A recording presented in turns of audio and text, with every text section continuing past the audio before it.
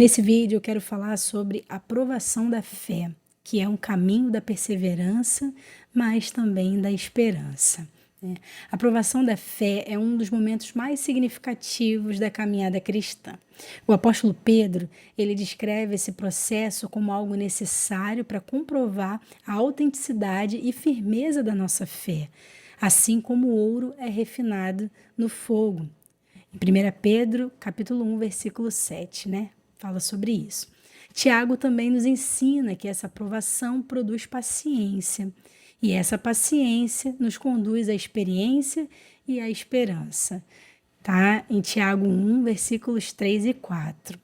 Então vamos lá. 1 Pedro, capítulo 1, versículos 6 e 7 diz assim: Nisso exultais, ainda que agora, por um pouco de tempo, sendo necessário, sejais contristados por várias provações, para que a prova da vossa fé, muito mais preciosa do que o ouro que perece, e é provado pelo fogo, se encha em louvor e honra e glória na revelação de Jesus Cristo. Então vamos seguir falando aqui Tiago, capítulo 1, versículos de 3 a 4. Então diz aqui: sabendo que a prova da vossa fé produz a paciência.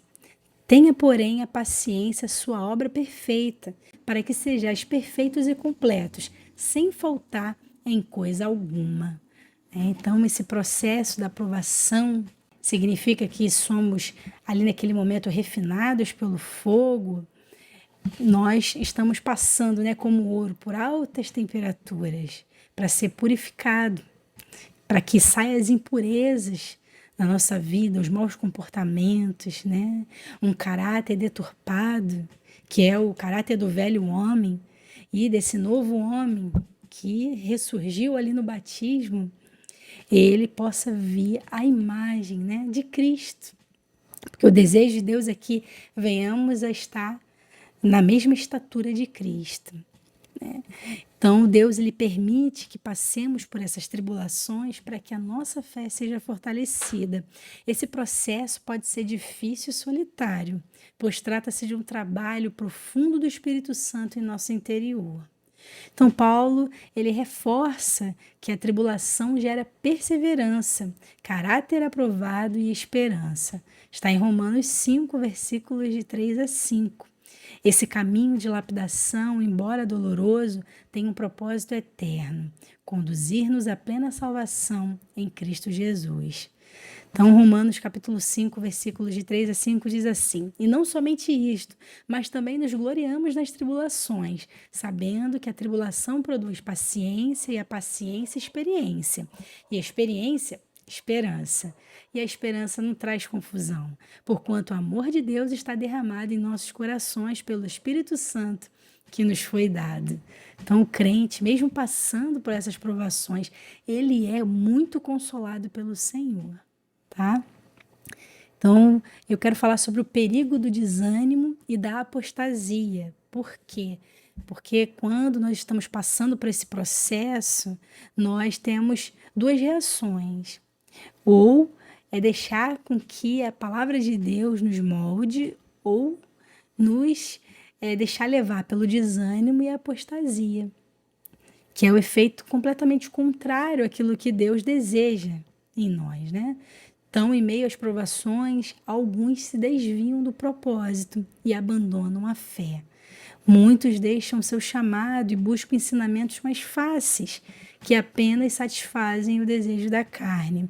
Esse é um dos perigos que a palavra de Deus nos alerta. Nem tudo que passamos é uma provação enviada por Deus. Então, nós precisamos discernir isso. Olha o que diz 1 Pedro, capítulo 4, versículos 15 e 16.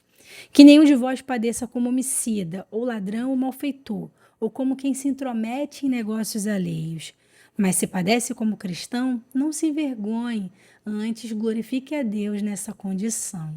Então, ou seja, não podemos confundir as provações divinas com as consequências dos nossos pecados.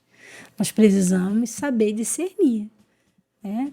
Se sofremos por Cristo, devemos glorificar a Deus, pois essa é a vontade do Senhor. Então, durante os períodos de tribulação, nossa fidelidade a Deus é testada. A pergunta que se levanta é: continuaremos fiéis ao nosso chamado? Muitos, ao passarem por dificuldades, deixam de servir a Deus, enquanto outros seguem firmes e são fortalecidos no Senhor. Precisamos entender que se Cristo venceu, nós também venceremos. Ele é o nosso maior exemplo de fidelidade e obediência ao Pai. Nenhum servo é maior do que o seu Senhor. Né? João 15:20 fala, né, isso. Assim como Jesus sofreu, nós também passaremos por aflições, mas ele nos deu a garantia de vitória. Tá? João 16:33 diz: Tenho-vos dito isto, que em mim tenhais paz. No mundo tereis aflições, mas tende bom ânimo, porque eu venci o mundo. Isso parece até um paradoxo, né? Mas é uma verdade espiritual profunda. A alegria do Senhor é a nossa força. Neemias 8:10 fala sobre isso. Então, Tiago 1:2 diz: Meus irmãos, tende por motivo de toda alegria a passardes por várias provações. Então, aqui está dizendo, né, que a alegria na vida do cristão não depende das circunstâncias, mas da certeza de que Deus está no controle. Se enxergarmos as provações como uma oportunidade de crescimento espiritual, teremos uma fé inabalável e uma esperança firme no Senhor. Então, a vitória, ela vem de Deus. Quando enfrentamos provações, precisamos ter essa certeza de que o sofrimento tem um propósito e um fim.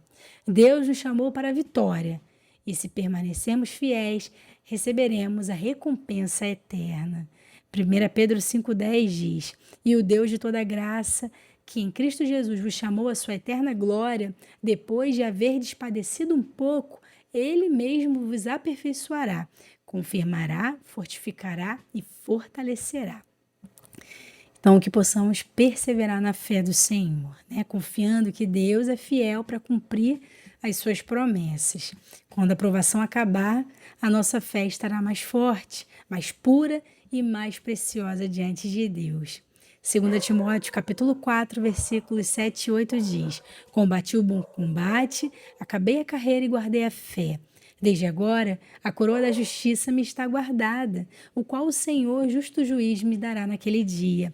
Não somente a mim, mas também a todos os que amarem a sua vinda. Essa é uma declaração mais linda do apóstolo Paulo, né? Então, se permanecermos fiéis, seremos aprovados pelo Senhor e receberemos a coroa da vida.